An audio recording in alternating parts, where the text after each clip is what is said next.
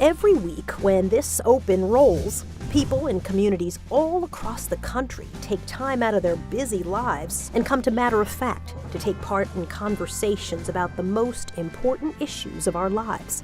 Whether they know it or not, we've designed the show to be that place just for them. We intentionally seek an audience as diverse as America.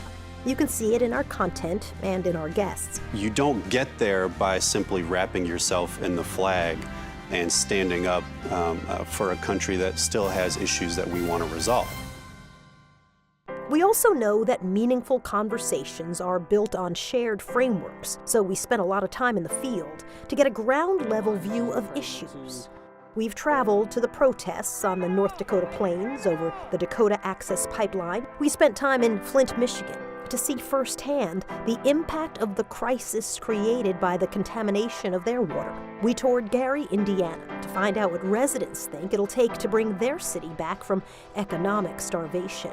Wherever we are, we take on the tough topics, not because of the controversies themselves, but because they represent our shared challenges. If you're trying to repair what I think is a very hostile relationship between communities, Black and Latino communities, and the police department, it would seem to me that stop and frisk might be a place to look to make some changes. You don't agree with that?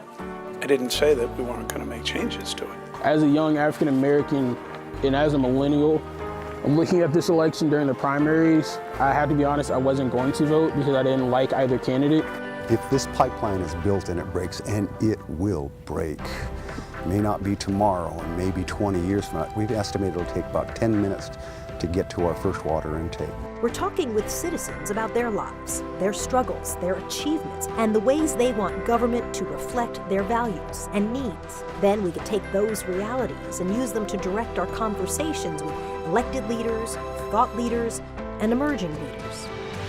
You'll notice we challenge everyone. It's very hard to spin saving jobs as a bad thing. We elected Donald Trump president. We did not elect him to be chairman of the board of every company in America. As a Republican, and certainly as a Reagan Republican, how do you assess this tax plan that's been put forth by President-elect Trump? Well, it is one of the few things that I actually like in the Trump platform. What's different is we value being inquisitive over being combative.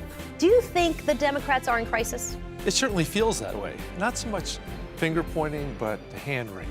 What tipped you off 10 years ago that this would eventually become a thing, fake news?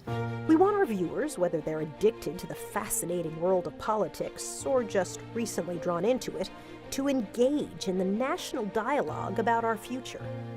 Every political show makes a compact with its viewers. Here's the one I made for Matter of Fact on my first show. I've spent nearly 30 years as a journalist, and as I prepared to take on this role, I spent a lot of time considering the role of the media in politics and our responsibility to our viewers. I think we're here to have authentic conversations about sometimes uncomfortable issues and push for direct and truthful answers to tough questions and create a space for respectful disagreements. I also think we're here to challenge each other's beliefs and the basis of those beliefs. That is the guiding principle of the show.